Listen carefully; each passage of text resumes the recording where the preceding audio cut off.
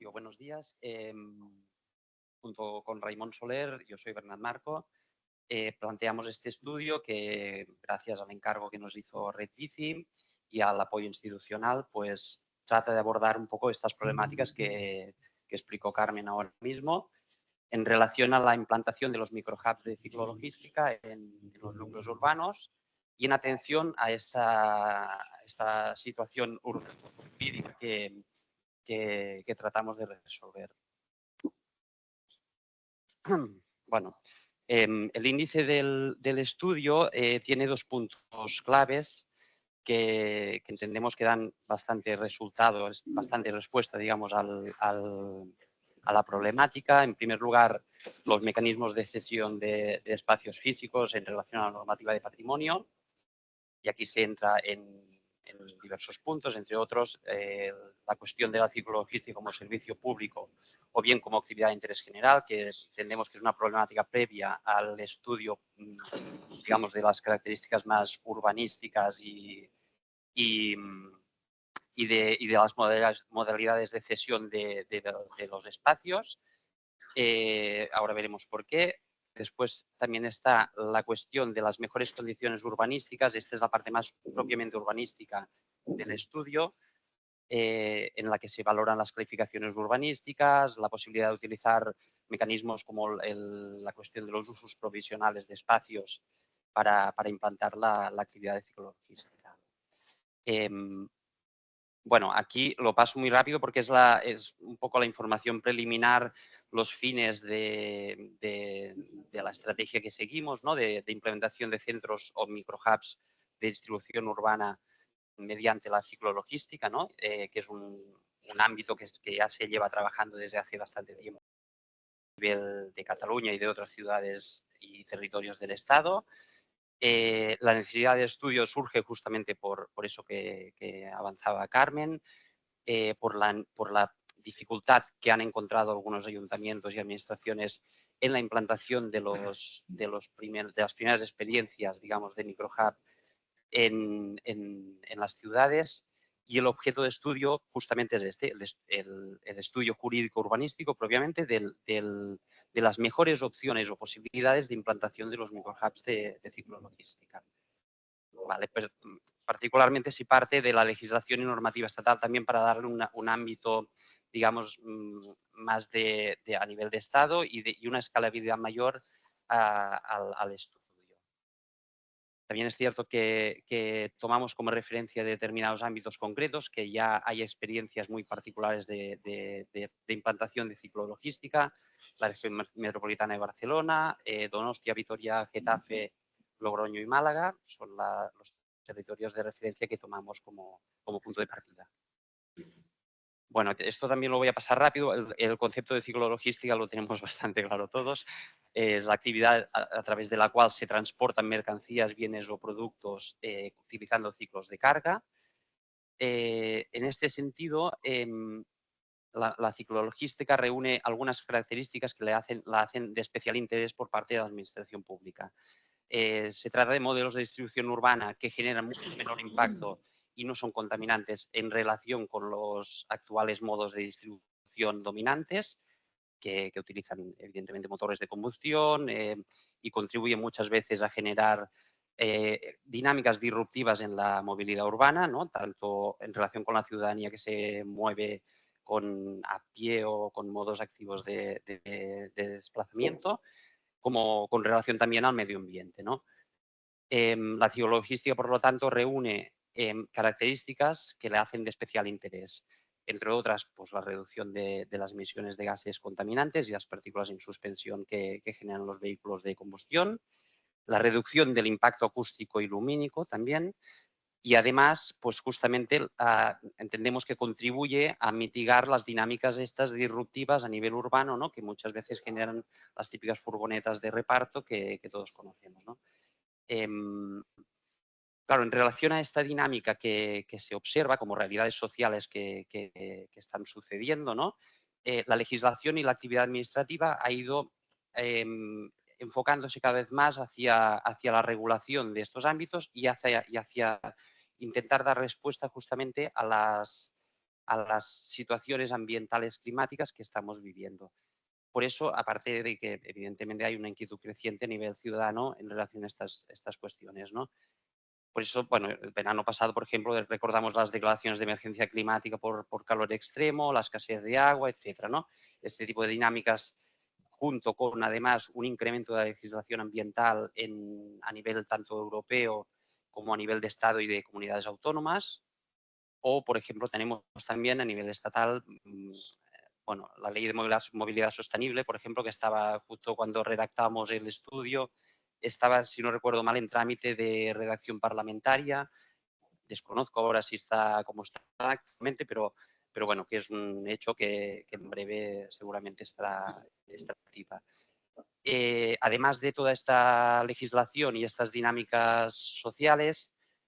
nos encontramos también programas como de Carbomail, que Carmen nos ha hecho la presentación ahora mismo, y medidas de más grande alcance, como son los fondos Next Generation, ¿no? Para la resiliencia económica y de transformación de la sociedad.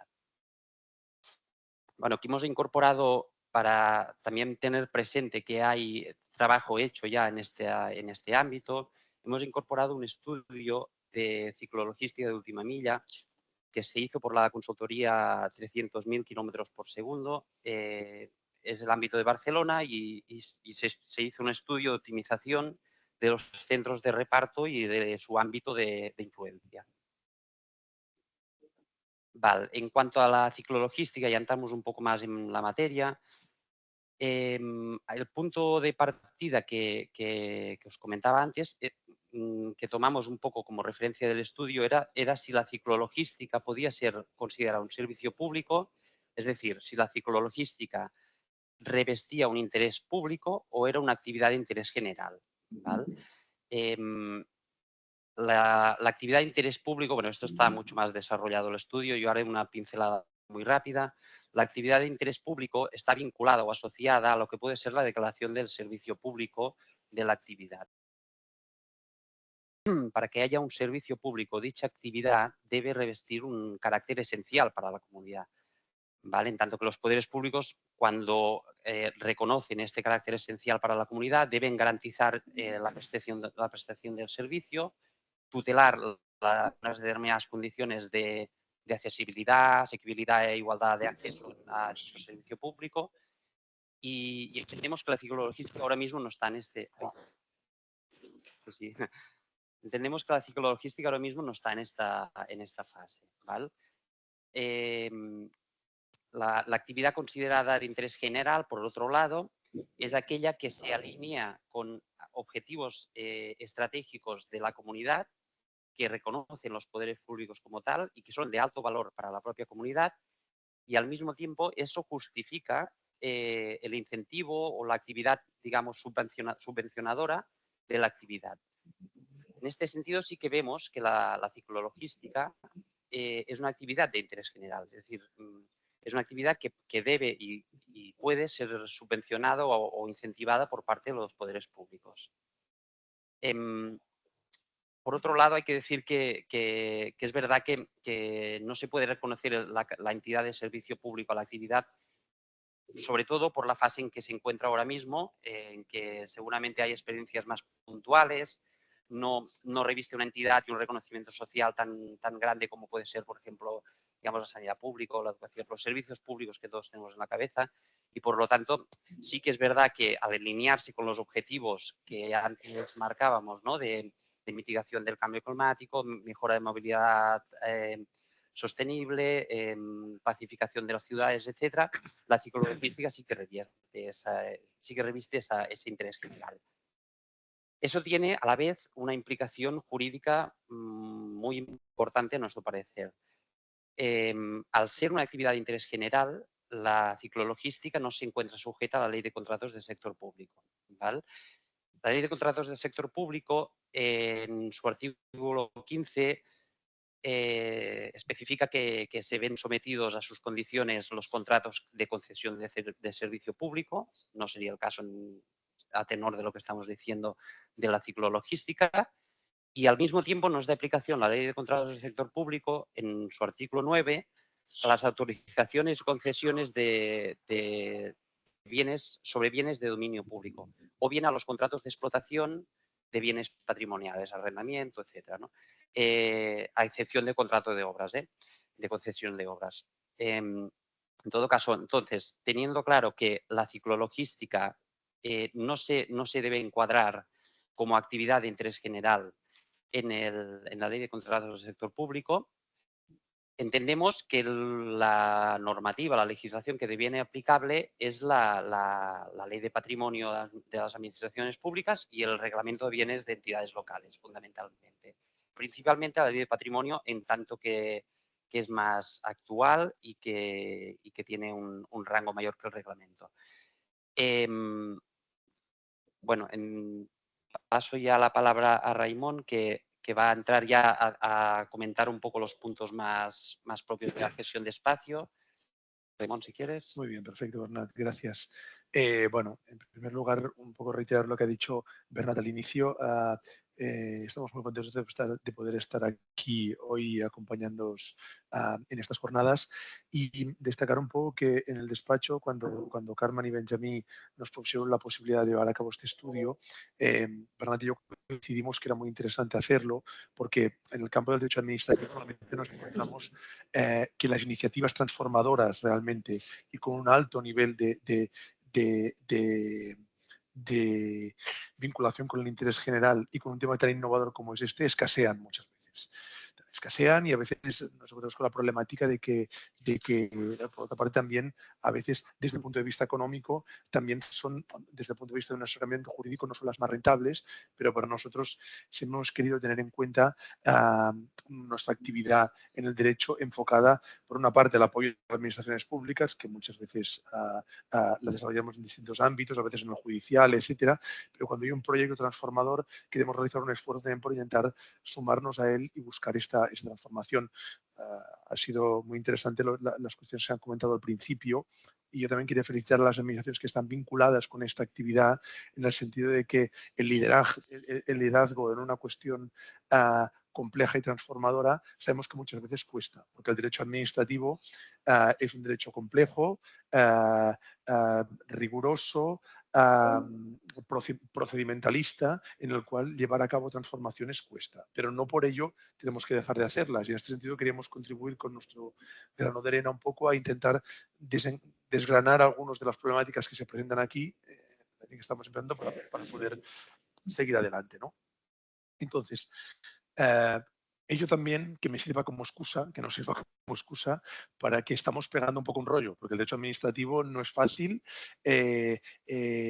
muchas veces tiene un exceso de academia, un exceso de debate y de complejidad jurídica y vamos a intentar hacer un ejercicio de sencillez en la explicación sin caer en lo simplista, ¿no? Entonces, en este sentido, ahora Bernat ha situado este elemento muy importante de diferenciación entre lo que es un servicio público, en el cual en este estadio de desarrollo de la ley ciclologística aún no nos encontramos. Eso no quiere decir que en el futuro no nos podamos situar en este escenario, pero ahora aún no. Pero sí con una actividad que reviste un claro interés general para darle apoyo desde la administración pública. Entonces, entrando ya en el terreno, yo hablaré básicamente de dos bloques. Ahora, en primer lugar, el bloque patrimonial de cuáles son los mecanismos que nos ofrece el derecho administrativo para poder ceder estos espacios y a continuación un bloque más urbanístico teniendo en cuenta la normativa urbanística para el desarrollo de la actividad. Realmente intentaremos hacer un esfuerzo para que esto no sea, no podemos explicar aquí todo el detalle del estudio porque tampoco es el tema, pero intentar hacer un poco las líneas maestras que nos permitan servir para entender el tema y luego, evidentemente, preguntas. Nosotros también comeremos con vosotros, haremos el debate posteriormente y esperamos que no tengáis ningún reparo en hacer estos comentarios, ¿no? Entonces, para situarnos en el entorno de estos mecanismos de cesión de espacio, tenemos que ver. Nosotros hemos distribuido el análisis de esta de la intervención jurídica, de los mecanismos jurídicos de cesión, atendiendo a la realidad, a la realidad de cada uno de los bienes, dividiendo el estudio en bienes demaniales dentro de las propiedades públicas, bienes demaniales y bienes patrimoniales, y luego una pequeña referencia a los bienes privados, que también entendemos que para la implementación de los microhubs de ciclologística no necesariamente debemos partir de bienes públicos, sino que en algunas circunstancias, teniendo en cuenta la escasez a veces del mercado para encontrar bienes adecuados, lo cual no es tan fácil siempre, podemos tener que echar mano del mercado privado para ello, ¿no? Entonces, a partir de aquí, empezando con los bienes demaniales, los bienes demaniales son aquellos que están sujetos al uso o al servicio público. A partir de aquí tienen unas características especiales que en cuanto a su régimen jurídico las tenemos que tener en cuenta porque nos condicionan, y son la inalienabilidad, imprescriptibilidad e inembargabilidad. Básicamente, lo que hay que tener en cuenta es que son bienes especialmente protegidos. Como están sujetos a esta especial vinculación al interés general por su uso o servicio público, tienen una protección especial. Entonces, a partir de aquí, tenemos en cuenta que estos bienes públicos se pueden desarrollar a través del uso común general, o sea, pueden tener el grado de uso que pueden tener en relación con el uso que realizan los privados, porque aquí el uso de la ciclologística no deja de ser un uso privado, en el caso del microhub, un uso privado de un bien público. Entonces, este uso privado, cuando lo analizamos, decíamos, bueno, ¿esto es un uso común general, como el que realizamos todos cuando transitamos por la vía pública? No, porque el uso común general no implica ningún uso especialmente intensivo del espacio público. Es el que realizamos cuando vamos por la calle, bien a pie o bien con la propia ciclologística trasladando las bicicletas. Es un uso común especial. El uso común especial, por ejemplo, es el que tiene la terraza de un bar. La terraza de un bar, nosotros vamos a la terraza de un bar y ocupamos el espacio público de una forma especialmente intensiva porque estamos sentados allí, pero no excluye el espacio público, no excluye el uso público. Hacemos la broma con Bernat que la Rambla Cataluña de Barcelona o en la Plaza del Sol de Madrid, eso a veces es distinto porque te cuesta un poco circular por en medio de las plazas y los propietarios del bar ya se encargan de que no puedas circular por ahí. Pero en todo caso, a nivel legal es un uso común especial. Y por último tenemos el uso privativo, que es aquel donde excluye el uso por parte del resto de personas que utilizan el espacio público. Creo que nosotros concluimos que nos encontramos en este tipo de uso, que no es un uso únicamente que haga la ciclologística, sino que, por ejemplo, el kiosco que está situado en la vía pública, kiosco de venta de prensa y ahora ya de diferentes otros artículos, pues la prensa escrita sabemos que también está en transformación, realiza este uso común especial. Las paradas de libros cerca del Retiro en Madrid también llevan a cabo este uso privativo, ¿no? Entonces, a partir de ahí tenemos este uso privativo, y este uso privativo, ¿cómo lo podemos desarrollar? Pues a través de autorización sobre el dominio público o de concesión sobre el dominio público. La autorización nos remite más. Aquí nosotros entendemos que la autorización en la concesión, en la lógica que vemos de la ciclologística y en ejemplos que hemos visto como en Esplugas, por ejemplo, la dinámica que están usando, el mecanismo jurídico que están usando para el desarrollo de los microhubs, entendemos que son mecanismos un poco consecutivos. Es decir, tiene sentido empezar el desarrollo de la ciclologística con una autorización, que es un uso más, la tramitación es más sencilla y nos permite un límite temporal de 4 años y un régimen flexible, un régimen más flexible en cuanto a la configuración de los derechos y obligaciones de la entidad encargada de la ciclologística. A la vez nos permite llevarlo a cabo a través de concurrencia pública o por adjudicación directa, esta autorización. Y por otra parte, también nos permite a nivel del régimen económico tener mucha flexibilidad, que se lleve a cabo con una gratuidad a nivel una gratuidad de la autorización, a nivel de que no hace falta contraprestación por parte del adjudicatario, y por otra parte también nos permite nos permite, si es necesario, vincularlo a una subvención, tema en el cual nos referiremos más adelante, ¿no? Entonces, la idea es, por tanto, que la autorización cubra un primer estadio de la actividad de la ciclologística, en el sentido de que permite la autorización nos permite implantar la actividad, sobre todo recoger información a nivel de la explotación económica de esta actividad, porque vemos que la explotación de la actividad ciclologística evidentemente tiene unos límites económicos. En el inicio, sobre todo, y hasta que no está más desarrollada la actividad, tiene un problema de rendibilidad económica, lo que hace necesario el apoyo de la administración a nivel de no cargarla con tasas o con cánones por la ocupación del dominio público y llevar a cabo la subvención, en el sentido de que apuntaba Bernat al inicio, diciendo que por eso nos interesa el hecho de que es una actividad de interés general que desde luego es merecedora de una subvención pública para desarrollar la actividad, porque ese primer impulso de la ciclologística, en el sentido de distribuir la mercancía, hacer frente a la adaptación de un espacio como el microhub, etcétera, requiere de de un apoyo económico por parte de la administración, porque es del todo plausible que eso no va a ser rentable en los primeros años de funcionamiento. Así, por tanto, tenemos un primer estadio de adaptación o de prueba piloto en la actividad que nos cubre a través de la autorización, y luego podemos pasar a una concesión sobre el dominio público. Aquí la diferenciación que hacíamos y que hacía Bernat cuando hablábamos de la aplicación de la ley de contratos, nosotros sobre todo hablamos de no aplicación de la ley de contratos en el sentido de que no llevamos a cabo una concesión de servicio público para llevar a cabo el uso de ese espacio. Aquí luego veremos que cada ayuntamiento hará y desarrollará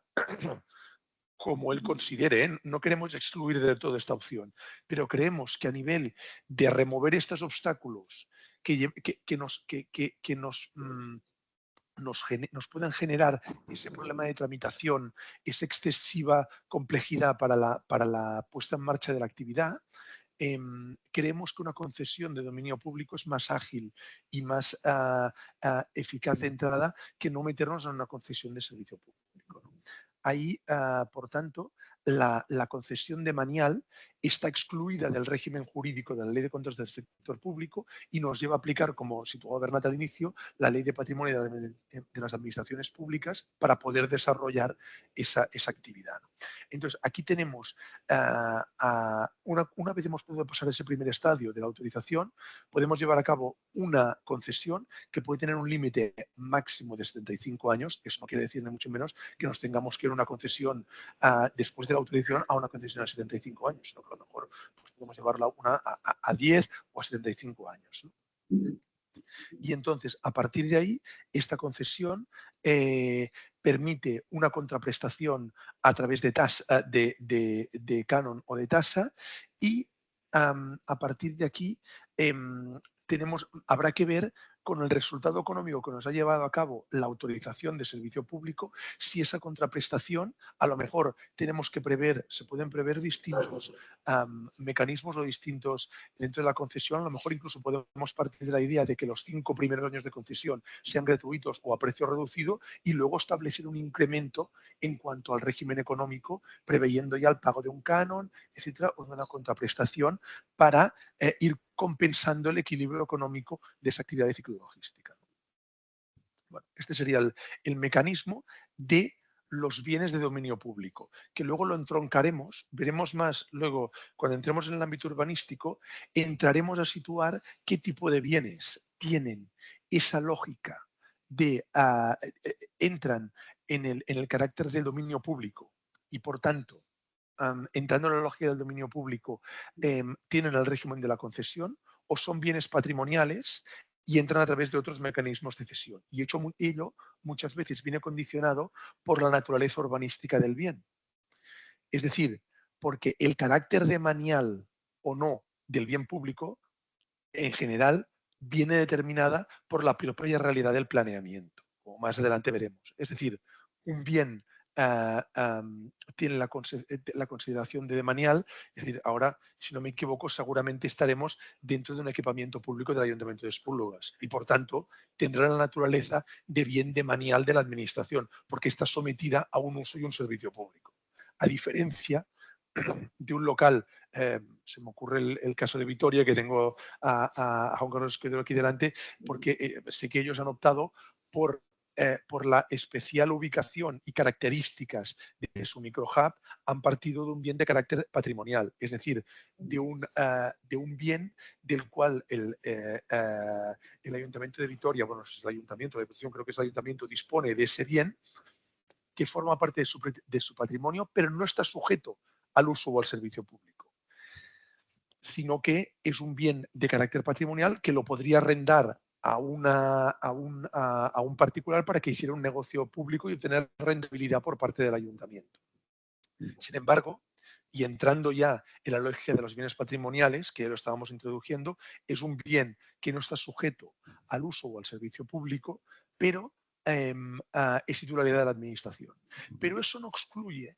que este bien, y esto es lo relevante aquí, este bien que no es de uso ni servicio público,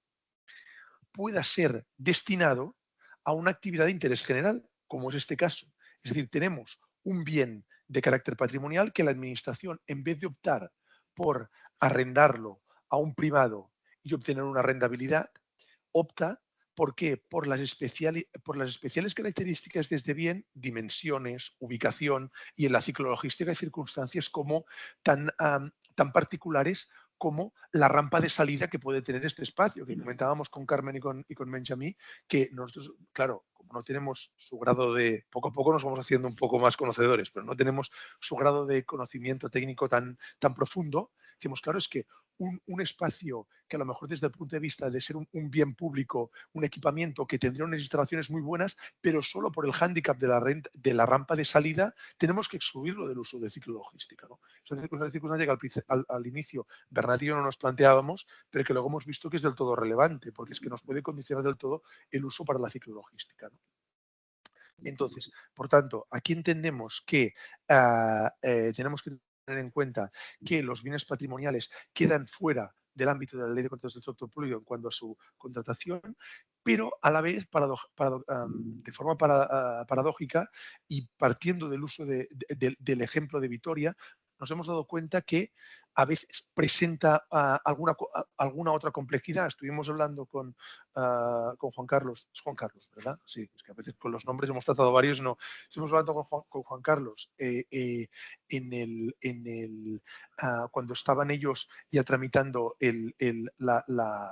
tramitación del microhub, que por cierto, felicidades Juan Carlos, que ya lo hemos visto abierto, hemos visto la publicación de las noticias en la red en la web de la red y es desde luego un reto porque ahí también habéis tenido que llevar a cabo un nivel de innovación para poder llevar a cabo la actividad y tal, y nos consta que no ha sido fácil y esto es un buen ejemplo de esfuerzo y de liderazgo desde el sector público, ¿no? Y entonces esta actividad de ciclologística vemos que cuando nos situamos en el bien patrimonial, decimos, claro, este bien patrimonial, ¿cómo lo desarrollamos? ¿Cómo lo integramos dentro de la actividad de ciclologística? Pues bien,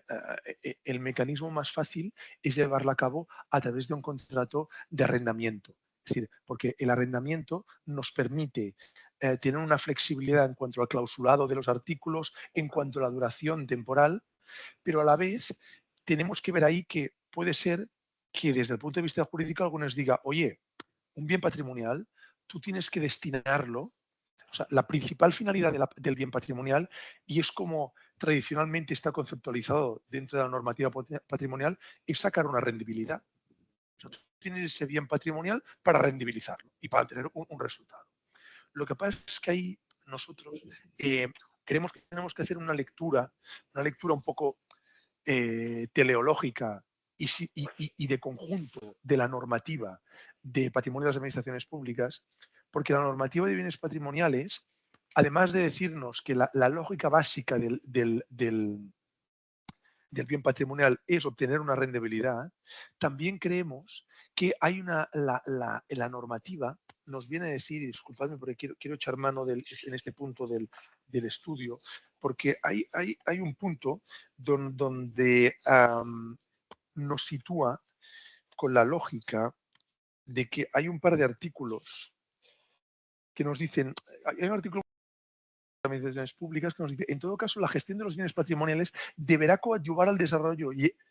ejecución de las distintas políticas públicas en vigor, y en particular al de la política de vivienda, en coordinación con las administraciones competentes. Aparte de eso, nos dice que la administración pública podrá, para la consecución del interés público, concretar las cláusulas y condiciones que tiene por convenientes en los mecanismos de cesión de los bienes patrimoniales. Por tanto, en este sentido, a veces entendemos que la rendibilidad del bien patrimonial, cuando está coadyuvando a una política pública, tiene que situarse a nivel de, tiene que limitar la rendibilidad por el propio hecho de que está coadyuvando el interés público. Igual que la administración, con su actividad de fomento, subvenciona la actividad de ciclo logística, reduce la rendibilidad del bien patrimonial porque está cumpliendo una función de interés general. Y ahí es donde entendemos que hay uno de los elementos que creemos que es importante destacar y que nos ha llevado a reflexión en el estudio, ¿no? Porque es verdad que la normativa a veces habla, es que tenemos que tener una rendibilidad que en todo caso debe ser un mínimo del 6% del valor de venta de los bienes. Bueno, eso está pensado para que la administración pública no lleve a cabo, no utilice los bienes patrimoniales con una función desviada que lleve a cabo en determinados casos una limitación de la rendibilidad para contribuir para llevar a contratos que no estarían alineados con el interés general. Pero en este caso, donde vemos, como muy bien situaba Bernat al principio, que estamos llevando a cabo una cuestión casi de salud pública, movilidad sostenible, interés general y todos estos elementos que, como bien situaba el alcalde de Esplugas al inicio, es que estamos hablando de una cuestión que está situando, está contribuyendo además a la intermodalidad, que es un elemento totalmente necesario, ¿no? Aunque la ciclologística a lo mejor en este punto no puede llegar a todos los instrumentos, pues a lo mejor con un grado de ciclologística en el pleno centro neurálgico de las ciudades descongestiona altamente esa actividad en vez de tener furgonetas sin etiqueta, como bien situaba el alcalde en principio, circulando por el centro de las ciudades, ¿no? Entonces, esto es un elemento del todo relevante en este sentido. Bueno, para que no quedarme sintiendo, ya vemos un poco que estamos partiendo de esta idea, a lo mejor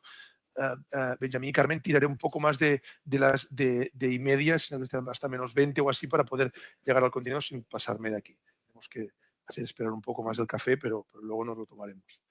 Entonces, por un lado tenemos este elemento. Y luego tenemos aquí las cláusulas del arrendamiento de los bienes patrimoniales, teniendo en cuenta que tenemos aquí un límite. Sí que es cierto que tenemos un límite máximo en cuanto a la temporalidad, que nos sitúa en los 20 años para el límite máximo de los arrendamientos, porque luego aquí es verdad que no lo hemos desarrollado tanto, pero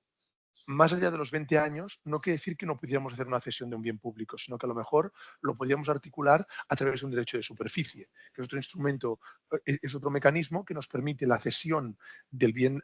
patrimonial de la administración, pero con un horizonte temporal más largo.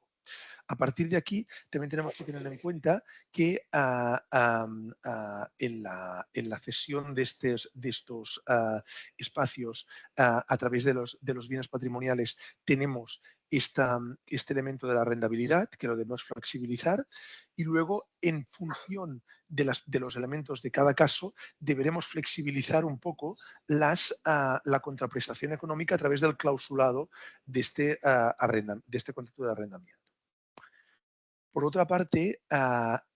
como hemos situado al principio, tenemos que tener en cuenta que los bienes privados, en este sentido, puede ser necesario que en un determinado municipio donde es importante implantar la ciclologística, nos puede pasar, y no es un caso tan de laboratorio, en que los bienes patrimoniales de la administración o los bienes demaniales no presenten las especiales características y requisitos necesarios para implantar la ciclologística. Entonces, podemos tener que recurrir al mercado privado, a los bienes privados que nos permitan desarrollar, que nos permitan obtener un bien adecuado, aunque sea incluso con carácter temporal, es decir, que nos sirvan de un bien puente, ¿no? Es decir, a lo mejor durante un tiempo no tenemos un bien patrimonial o un bien demanial, pero sabemos que está pendiente un desarrollo urbanístico en una zona estratégica de la ciudad que a lo mejor en 5 años nos va a facilitar un espacio adecuado, pero que ahora no podemos tener. Entonces, esta implantación del espacio de ciclologística nos va a obligar en este sentido a recurrir al mercado privado para obtener este patrimonio, este bien privado. Entonces, a partir de aquí, aquí lo que sucede es que la administración sale de la ecuación a nivel de la ecuación directa de cesión del espacio, porque no es la arrendadora del espacio o la cedente del espacio, sino que tal y como interviene la administración, es como actora en el sentido de que mediante la actividad de fomento y las subvenciones públicas contribuye a que el particular pueda optar a este bien privado a través de una subvención. Esto sabemos que a lo mejor dificulta un poco porque esta subvención, pues tendremos que ver que a nivel económico implicará un valor económico más alto para llevar a cabo esta subvención, pero atendiendo a la realidad de la ciclologística y de la implantación y de las especiales circunstancias, pues eso en el sentido de la memoria en la memoria de la subvención y de la justificación, pues, oye, es que realmente esto es una actividad estratégica de interés general que requiere de una subvención y de un fomento y no podemos optar por emplazarla en un bien público patrimonial de la administración y en un bien demanial que nos implicaría menos desembolso público. Pero es que si no podemos optar por este espacio, probablemente la ciclologística no podrá implementarse. Y a partir de ahí, bueno, pues tenemos que ver el equilibrio entre en la posibilidad de desembolso económico por parte de la administración y cómo podrá ejecutarse, ¿no? Pero insistimos en que muchas veces esto puede ser un bien puente, un instrumento puente para llevar más tarde a poder tener un bien patrimonial o un bien demanial que sí que nos sirva a esta finalidad. La subvención. Entonces, la subvención tenemos que tener en cuenta que para desarrollarla podremos partir de distintos mecanismos un poco, ¿no? A partir de aquí, la subvención, muchas veces, partiendo de la regulación de la Ley General de Subvenciones, se puede desarrollar a través de directamente de una concurrencia competitiva, de un concurso para obtener el titular de la subvención, pero en este caso nosotros entendemos que podrá llevarse a cabo, decimos, podrá llevarse a cabo directamente a través de una adjudicación directa mediante una subvención nominativa prevista en los presupuestos de la administración pública, de la entidad local o de la diputación, pero también tenemos en cuenta que en la mayoría de los casos esa subvención pasará por un procedimiento de concurrencia competitiva en el sentido de que si el operador de ciclologística para la adjudicación del espacio, ya sea un bien de manera o un bien patrimonial, surge a través de un concurso público o a través de una concurrencia competitiva, a la vez esta subvención estará vinculada al titular de ese espacio público que habrá sido tenido por concurrencia competitiva. Por tanto, no será una adjudicación directa o una subvención nominativa, sino que habrá pasado por un procedimiento de concurrencia competitiva, lo cual tenemos que tenerlo en cuenta a nivel de la memoria y de la justificación de esa subvención. Aquí entramos ya en el terreno urbanístico. Aquí es importante en el terreno urbanístico situar una cuestión, y es que aquí tenemos que tener clara una diferenciación de inicio, que es si hablamos de un uso definitivo y habitual del suelo, o estamos hablando de un uso provisional del suelo. Aquí las distintas claves urbanísticas que tenemos en el planeamiento reconocen lo que es el uso definitivo y permanente del suelo, el destino urbanístico final que tiene que tener ese suelo, ese bien. Aquí lo que analizaremos ahora, en primer lugar, es la compatibilidad de los microhubs de ciclologística con ese uso habitual del suelo. Y al final, en el último de los puntos, nos referiremos a los usos provisionales del suelo, que entendemos que es un mecanismo que no tenemos que desdeñar porque teniendo en cuenta precisamente ese elemento de las especiales características que tienen los microhubs de ciclologística, entendemos que muchas veces el uso provisional del suelo nos puede servir para esta finalidad, porque muchas veces podemos encontrarnos con que bienes bienes demaniales o patrimoniales de la administración, no tenemos bienes, digamos, de estas características que permitan tener o reunir las circunstancias especiales necesarias para poder implantar los microhubs. En cambio, puede haber espacios sujetos a uso provisional que sí que nos permitan. Luego explicaremos un poco más qué es el uso provisional, pero ahora, que muchos de vosotros ya lo sabréis, pero cómo incardinarlo un poco dentro de los elementos de la ciclologística, ¿no? Pero aquí hemos de tener en cuenta que el tema urbanístico nos ha dado algunos quebraderos de cabeza, no nos vamos a engañar, porque estábamos partiendo de un análisis de 6 territorios distintos, 6 ciudades distintas, con 6 planeamientos distintos, y que esto nos daba lugar a que, y aparte por la propia dimensión del estudio y su grado de profundidad, no podíamos entrar a analizar clave a clave de los diferentes uso a uso de los diferentes espacios, de los diferentes terrenos o solares para poder llevar a cabo un análisis pormenorizado de cada uno de los suelos, ¿no? Sino que teníamos que intentar exponer lo que a veces en el despacho en Bernat ya, después o incluso tomando el café o un poco casi el garajillo, porque lo necesitábamos a veces para reflexionar sobre esto, decíamos, bueno, vamos a tener el mínimo común múltiple un poco de los diferentes planeamientos para poder llevar a cabo, para poder explicar un poco cuáles son los usos más adecuados para estos usos de ciclologística, ¿no? Entonces, aquí intentaremos un poco explicar esta valoración general que hemos hecho de los diferentes municipios con este mínimo común múltiple que nos permite llevar a cabo este espacio, ¿no? Entonces, aquí empezamos haciendo un análisis rápido de los diferentes municipios. En primer lugar, en Donostia hemos tenido en cuenta que entonces, hemos diferenciado aquí lo que son usos de disfrute privado y usos de disfrute público. Entendiendo, sabemos que esto es una categorización o una clasificación no muy académica. Pero ya os hemos dicho al principio que tenemos que intentar, para llevar un poco a la didáctica y para poder llevar a saltar algunos obstáculos que a veces nos autoimponemos desde el derecho administrativo y urbanístico, llegar un poco a alguna reflexión que nos permita llegar a conclusiones sobre los usos para luego, sobre el elemento mucho más concreto, ya veremos cómo implantarlo o cómo llevar a cabo esa concreción. Pero así, para un primer para un primer encuadre o para un primer encaje de la lógica urbanística dentro de los diferentes terrenos, pues vemos un poco lo que son usos de disfrute público,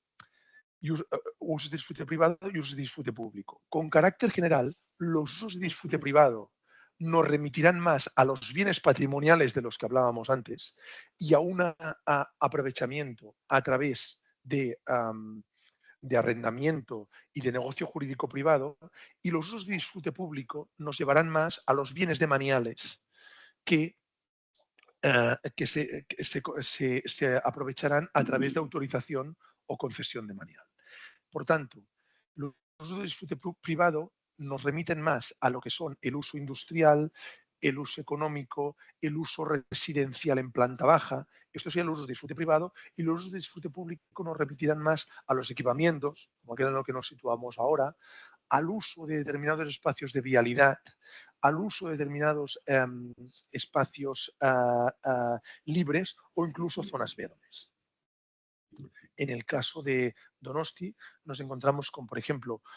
usos industriales, usos económicos terciarios, como serían aparcamientos, infraestructuras de servicios urbanos, y dentro de los usos de disfrute público, espacios libres urbanos o equipamientos comunitarios.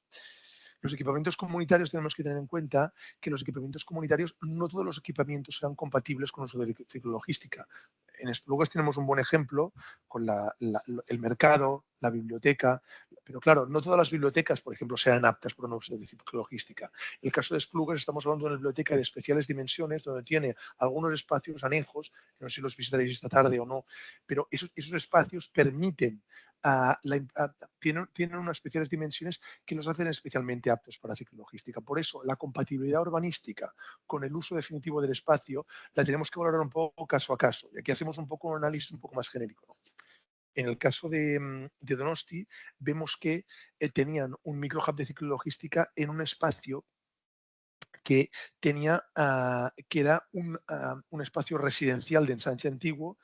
donde probablemente habrá compatibilidad siempre y cuando estemos hablando de una planta baja con una determinada aptitud para este espacio, ¿no?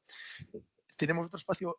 probablemente más conflictivo, que es el espacio de Pío XII, donde habían llevado a cabo un microhub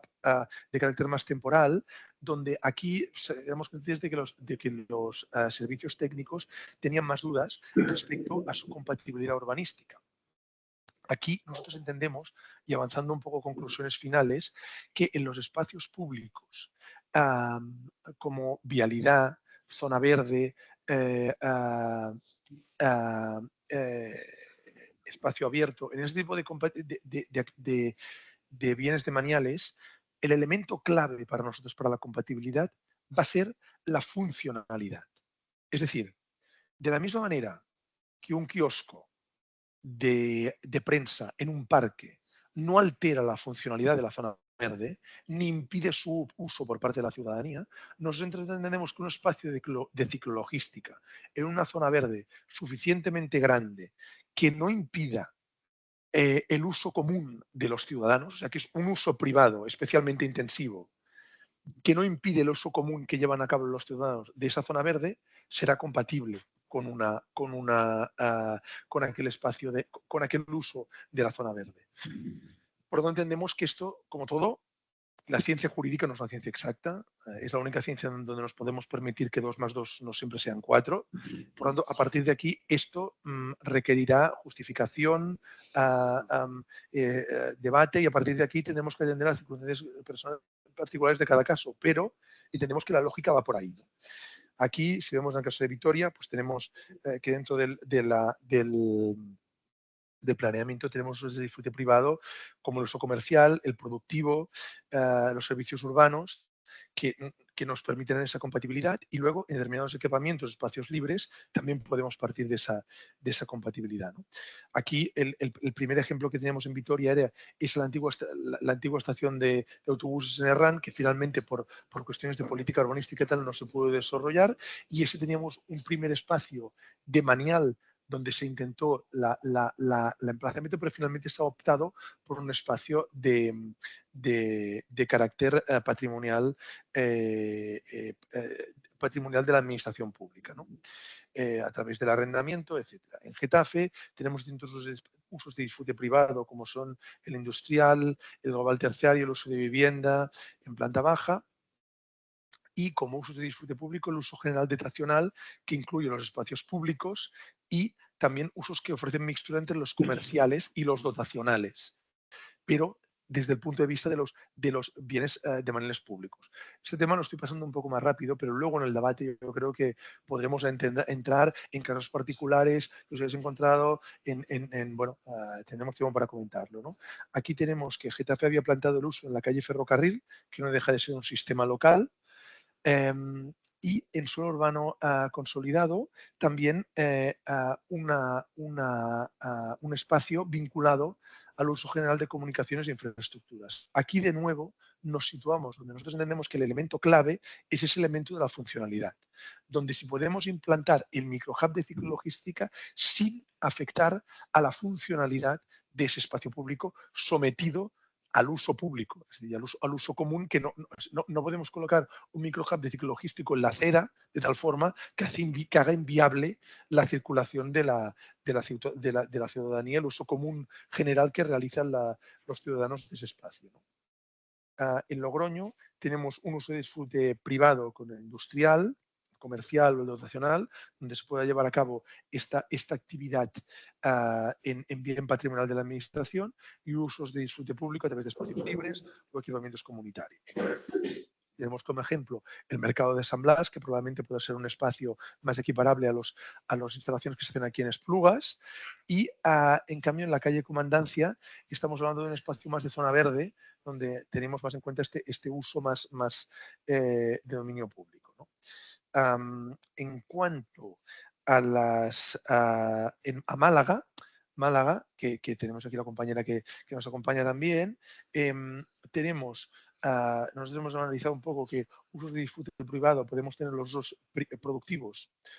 Y aquí luego haremos referencia porque Málaga en su planeamiento tiene un uso interesante porque ha previsto el uso logístico como uso aparejado, como uso urbanístico. Y eso entendemos que ya es un avance en este sentido, que a lo mejor luego veremos que se puede dar la paradoja que pese a tener un uso logístico en el planeamiento, sin embargo, los bienes que se puedan ceder no tengan, no tengamos un bien público con disponibilidad para ser seguido como microhub que tenga este uso logístico aparejado. Esto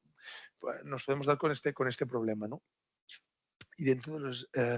usos de disfrute público podemos tener equipamientos comunitarios, parques urbanos o jardines, ¿no? Aquí, dentro del análisis de la situación de Málaga, nos encontramos con que hay el parking camas, donde se desarrolla la actividad y tenemos la estación de que está desarrollado, está calificado como equipamiento y aparcamiento de rotación, donde tenemos esta posibilidad de desarrollo del uso. Y en la calle San Rafael, que es el sitio donde, si no me equivoco, es en donde quiere implantarse en el futuro, ¿no? Y está calificado como equipamiento multifuncional, ¿no? Aquí este espacio, luego tenemos que hacer, porque aquí quizás hemos tenido en cuenta dos elementos que a lo mejor son un buen elemento de debate, pero aquí tenemos que ver si a lo mejor probablemente se podrá desarrollar como un uso definitivo del espacio o como un uso provisional, en la línea de lo que hablaremos más tarde, ¿no? Entrando ya en el terreno de la región metropolitana de Barcelona, la región metropolitana de Barcelona se rige actualmente por el Plan General Metropolitano, pero no tenemos que olvidar que la área metropolitana de Barcelona tiene una estación especial esfuerzo actualmente en términos de desarrollo urbanístico porque se está tramitando y ya está aprobado inicialmente el Plan Director Urbanístico Metropolitano. Es un plan muy ambicioso que no plantea retos simples, pero que es muy transformador en el sentido de prever una ordenación urbanística supramunicipal que emplazaría el ámbito territorial de los diferentes municipios metropolitanos.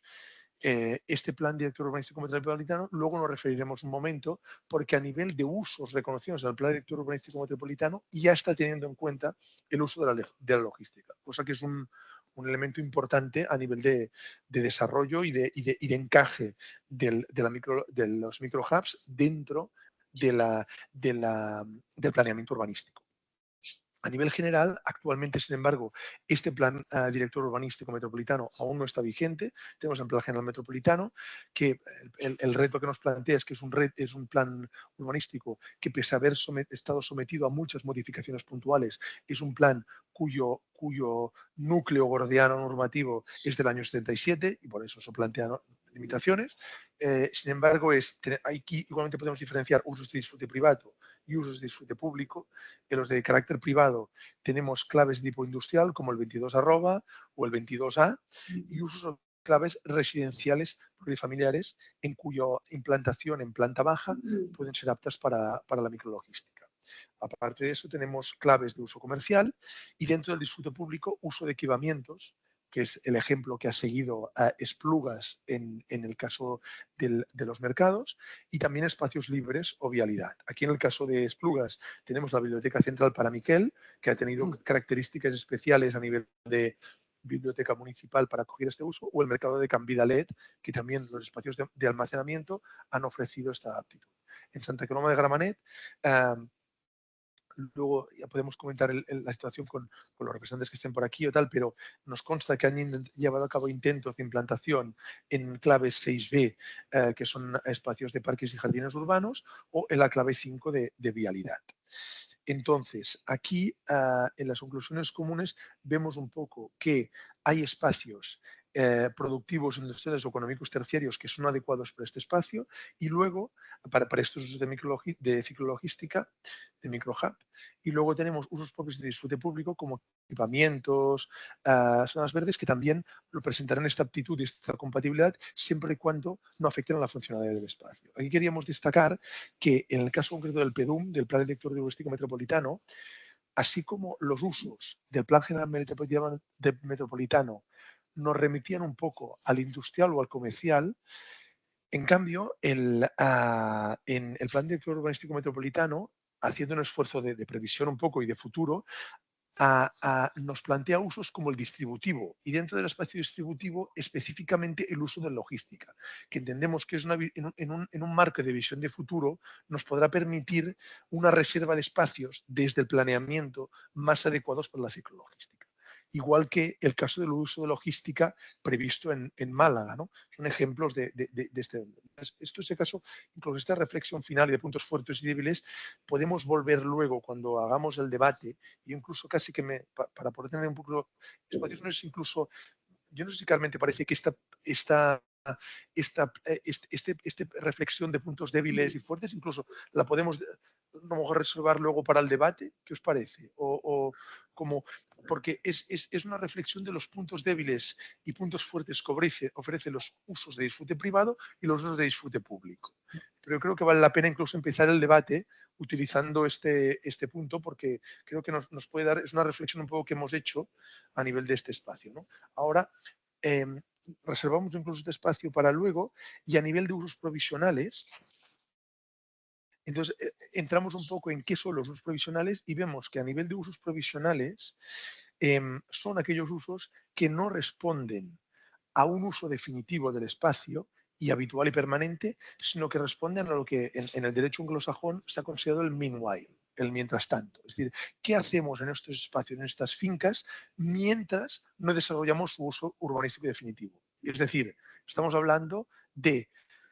polígonos de actuación urbanística en zonas estratégicas de la ciudad que están sometidas a urbanización o a urbanización dentro del suelo urbano no consolidado, y que podemos desarrollar usos provisionales mientras no se desarrolle ese uso definitivo del espacio. O, por ejemplo, sectores de suelo urbanizable en las zonas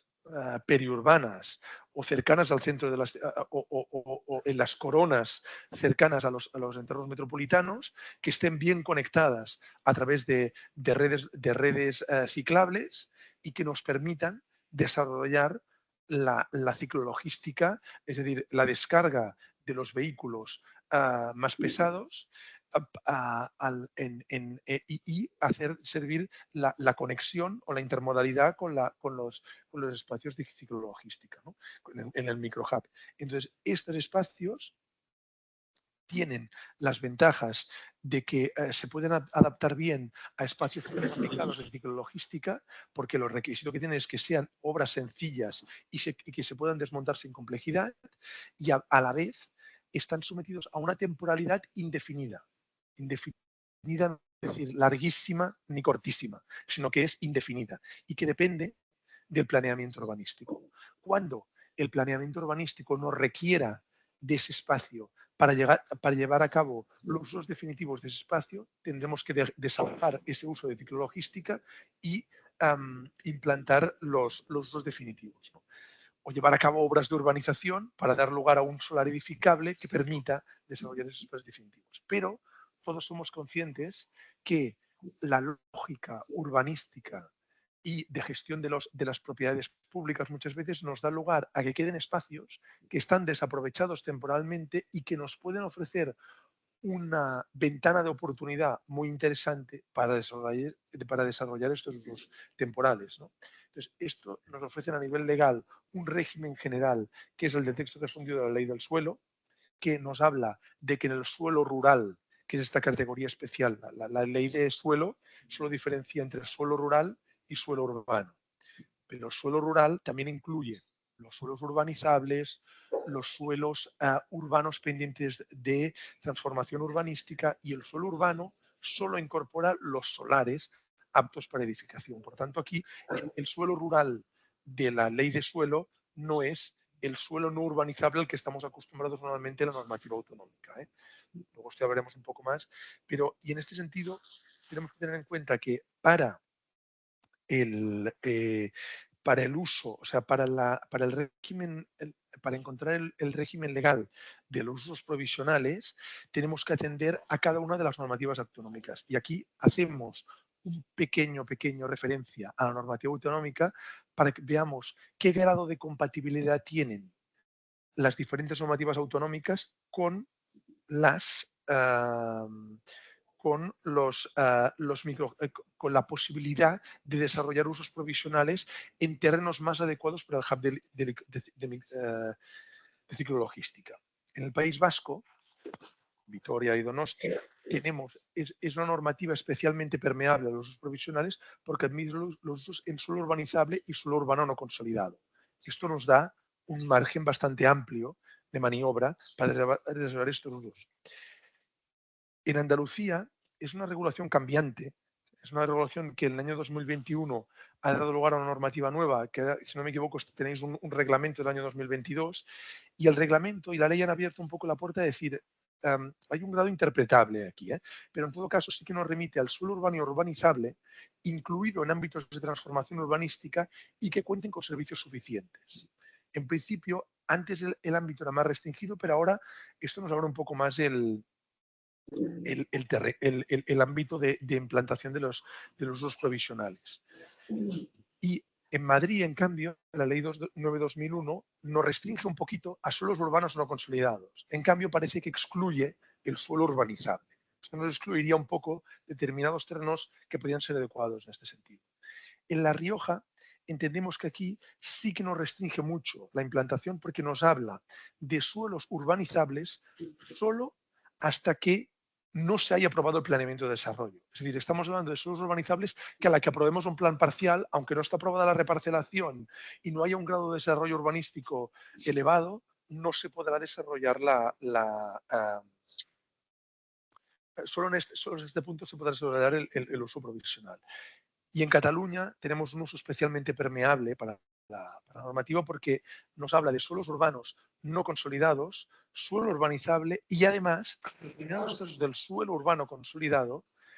en suelos destinados a sistemas urbanísticos, mientras no estén destinados a su uso definitivo, se puede admitir ese uso temporal. Lo dejamos ya aquí porque si no, no aguantaremos más. Habíamos hecho un intento de una tabla con cosas que habíamos ido constatando en algunas conversaciones con los ayuntamientos y algunas cosas que nos habían ido apareciendo mientras hacíamos el estudio. Entonces, distribuyendo entre los usos de disfrute privado y los usos de disfrute público, establecimos esta tabla DAFO un poco con algunas ideas y, por tanto, respecto a los usos de disfrute privado, lo que vemos es que, como punto débil, tenemos la disponibilidad por parte de la Administración, porque se trata de bienes que normalmente son la Administración o bien los tiene con carácter patrimonial y muchas veces los tiene que destinar a usos más rendibles, a usos de mayor rendibilidad, o no tiene disposición de los mismos porque están en manos de propietarios privados, ¿no? Entonces, aquí me iría muy bien colocar un microhub, pero es que no tengo disponibilidad de ese espacio. Luego,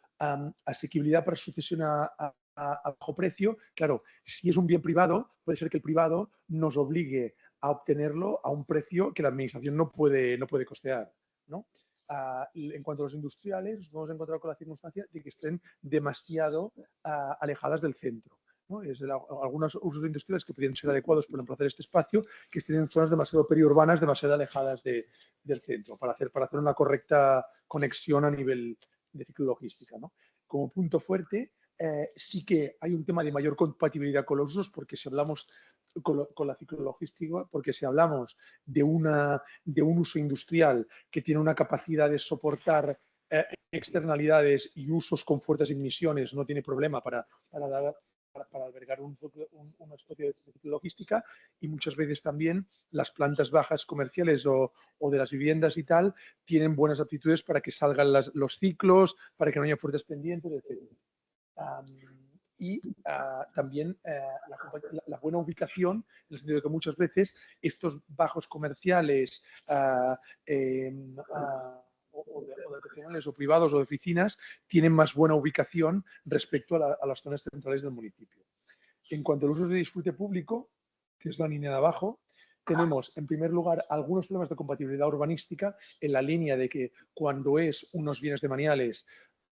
como zonas verdes, viales, etcétera, tenemos el problema de que a nivel jurídico, no nos engañemos, puede haber por parte de servicios jurídicos, etcétera, la complejidad de decir, bueno, ¿y por qué colocamos aquí un uso que limita el uso común, etcétera, etcétera? Y va a haber que hacer un esfuerzo de argumentación y de evaluación para las cosas más complejas, ¿no? Luego, hay la tramitación es de mayor complejidad, porque todos sabemos que crear un contrato privado de arrendamiento, etcétera, es más sencillo y hay también menos control en relación al bien patrimonial. En cambio, el bien de dominio público es más complejo en cuanto a la tramitación de la autorización, de la concesión, etcétera. Además de eso, nos encontramos en que muchas veces puede haber esa tensión entre el uso del espacio para el uso común público a través de equipamiento, etcétera, etcétera, y el uso privado. Y esa tensión entre funcionalidad y uso destinado a la ciclologística. Y como puntos fuertes, la disponibilidad por parte de la Administración, porque es evidente que si en un mercado o en un espacio como este hay un margen de espacio para la ciclologística, al ayuntamiento no le supone una carga excesiva para destinarlo a este uso. Muchas veces también la ubicación, es decir, muchas veces los equipamientos de determinadas zonas verdes, por su funcionalidad precisamente, están bien situadas estratégicamente con el centro urbano.